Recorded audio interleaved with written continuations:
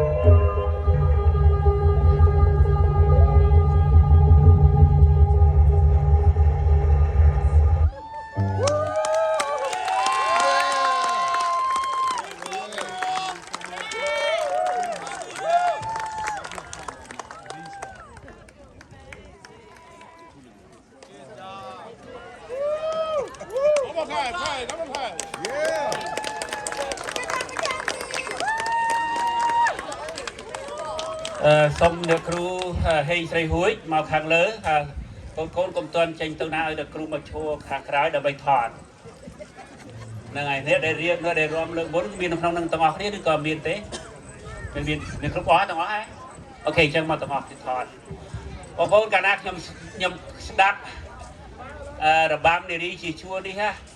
ធ្វើឲ្យបេះដូងខ្ញុំញ័ររន្ធត់នឹកឃើញទៅដល់ប្រលឹងខ្មែរវប្បធម៌ដែលខ្មែរយើងខំរក្សាទុកផូរផង់យ៉ាងផូរផង់គួរជាទីគោរពតែស្រស់ស្រាយដែលទាក់ទាញអារម្មណ៍អ្នកមើលហើយមិនថាសាសនាទេគេតែងកោតសរសើរនេះជាថ្មីដៃបុព្វបុរសយើងដែលសាងទុកមកជាច្រើនពាន់ឆ្នាំមកហើយដូចជាបទសាវតាខ្មែរដែលសម្ដេចសង្ឃរាជជួនណាតលោកបាននិពន្ធដោយសម័យនោះអញ្ចឹងគឺថាសាសនាសិល្បៈចម្លាក់វិចិត្រគំនិតសិក្សាតន្ត្រីទស្សនវិជ្ជាយុទ្ធសាស្ត្រាជាគោលការណ៍ខ្មែរផ្សាយទៅហ្នឹងនេះសុទ្ធតែជាសិល្បៈតន្ត្រីណាត់សិល្បៈជាផ្នែកមួយធំដែលមើលរូបទាំងសិលាចារឹកនៅអង្គរវត្តក្តីនៅសាទបន្ទាយស្រីក្តីសុទ្ធតែជាស្នាដៃបុព្វបុរសខ្មែរយើងមានការសោកស្ដាយដែលប្រទេសជាតិយើងត្រូវបានគេបំផ្លាញបព្វធម៌យើងប្រាសាទព្រះវិហារប្រាសាទតាថ្មីបានចោលជាបំផ្លាញតិចទីអស់គឺចាប់ប៉ុន្តែយើងមិននៅបង្កើយកតៅទេយើងត្រូវតែតស៊ូប្រឹងប្រែងកន្លែងណាដែលយើងអាចជួយបានយើងជួយគ្រប់វិស័យទាំងអស់បាទកុំឲ្យឈរមើលចាប់យកបំណាំគ្នាយើងជួយទាំងអស់គ្នាការពារវប្បធម៌ប្រពៃណីខ្មែរយើងគឺយើងជាជាតិសាសន៍ដ៏សំខាន់ជាតិសាសន៍ទោះបីយើងមិននៅកន្លែងនេះឲ្យក្តីទេយើងរក្សាវប្បធម៌ខ្មែរយើងឲ្យបាត់បង់ទេបានអ្នកគ្រូមកធ្វើកន្លែងនេះមកអត់បាទខ្ញុំចង់បានដរព្រំបងខុនណាវិធានគណៈកម្មការវត្តមកថតក្បែរហ្នឹងហើយមកដើម្បីយកពេលពីកូនចៅយើងខ្លះមិនមែនទេតាមតែពិតជាអនុស្សាវរីយ៍ទេបាទ